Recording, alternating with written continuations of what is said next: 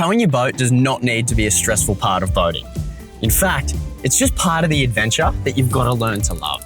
So if you get your practice in, you know what's legally required of you, and you have your systems in place, I promise you, you won't think twice about it. Which is why we're here today.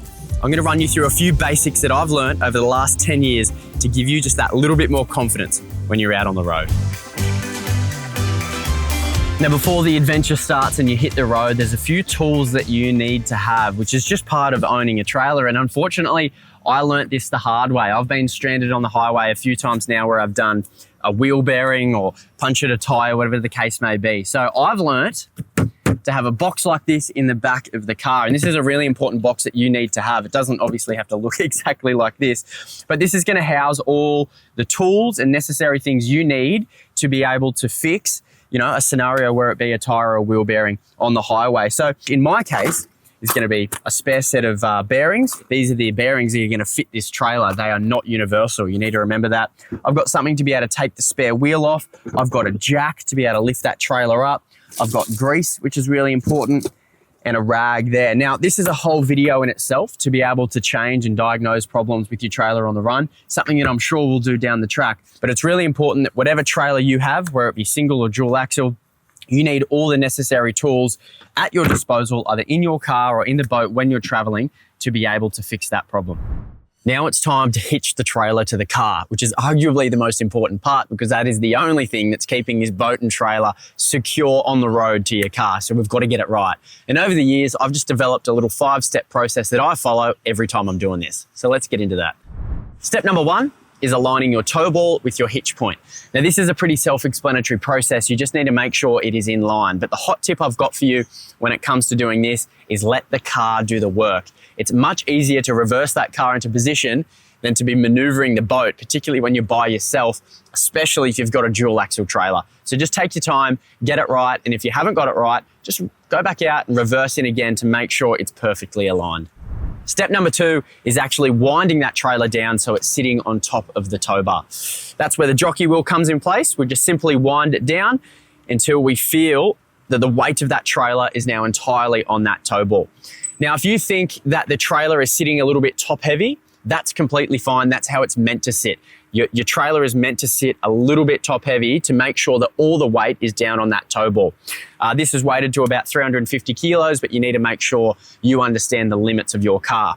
Once that's secure on the tow ball, we simply just flip the latch down and that is now completely secure. We'll put a little pin in that to make sure it can't jump off, but that's step 2 done. Step number 3, which is before we maneuver the jockey wheel, which is really important, is making sure we've got our safety chain and all our electronics plugged in. The safety chain is really important. So if, fingers crossed it never happens, the trailer were to jump up off the tow ball, it's not going to spread across the highway and injure potentially other people. And the electronics, of course, is to allow our blinkers, our brake lights, all of our electronics to work on the trailer, which is super important whenever you're on the road. Step number 4, disengaging the jockey wheel. This is super simple. It's either going to go one way or the other. In my case, it goes backwards and locks into place. You really want to make sure that locks into place so it doesn't disengage when you're driving. And the final step, step number 5, is disengaging the brake. You'll notice throughout this entire process, the brake is being engaged. That's super important because that is the equivalent of having your foot on the brake in the car to make sure this isn't going anywhere if you're on a slant. So the final step, release that brake and make sure it's tucked up so it's not going to engage when you're driving. And you definitely do not want to have that engage when you're driving because you'll soon know about it. You'll start to smell the heat from the brake pads, and that's not a good sign. Now that's all ready to go to start towing. Of course, we've got to check a few other safety requirements on the back of the boat before we go. But if you can get that process right and get it step by step every time you go out, you shouldn't have any problems. But you can't get too excited just yet. There's a few final things that we need to look at. The first is our safety requirements when it comes to making sure the boat and the trailer are secured. And that's via our ratchet straps here. So you legally need to make sure that you've got a system in place which is securing the boat down to the trailer. I use 2 individual straps here. You can use one big one that goes over the entire boat. It's no different to taking a load of rubbish to the tip where you've got to have all your loads secured. This cannot just be sitting on top of the trailer freely. Second one, is your prop flag. This is to allow people that are driving behind you, which might be disillusioned as to how far your prop is actually sticking out onto the road, to clearly see that. You can pick these up at any of your local tackle or automotive stores, and that just wraps around your prop. And the final one, which is super important, is making sure that everything inside the boat is secured. You cannot have items in there which are going to fly out. Again, no different to taking a load to the tip. Make sure you get into your boat, put all your fishing tackle away, my rods are secured, my cooler's tied down, and there is no loose items in there. You'll be fined when you're on the road if something flies out of your boat. So when it comes to actually driving with a trailer on the back, there's a few differences you need to remember. The first one is that we're now towing with weight, potentially 2 to 3 ton of weight, which means your car, when it comes to braking, isn't going to respond the same as if it would if it didn't have any weight on the back. So whenever you're coming to a stop, where it be traffic lights or an abrupt stop, if there might be a crash or something in front of you, you've got to give yourself more time. Instead of that 3-second gap you would usually have in a car, I like to keep it around that 5-second gap.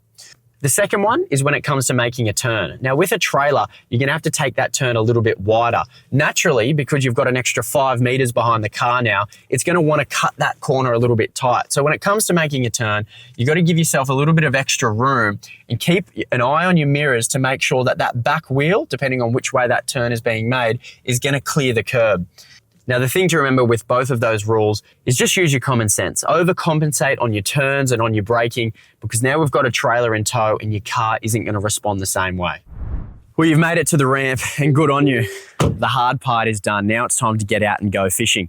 There's one final step, however, before we get the boat in the water and go for a fish, and that's just to check that there's no issues that we've uncovered and during transit. And for me, that means just waving your hand over your hubs here, over your wheels, and making sure that there's no heat being generated from this area. Heat is a pretty good indication that you've got a problem, either with your bearings or your brakes have been engaged. And 9 times out of 10, you're also gonna smell it. You'll have a lot of play in this wheel. In this case, we're all good. There's no heat, there's no play in that wheel, so we're good to go. But if you do encounter a problem there, you definitely don't go in the water. That'll cause more problems. Pull over and see if you can diagnose the problem from there. Well, all the serious parts have done. It's time to hit the road. And of course, you can't hit the road without making sure you've got a good coffee and your playlist sorted.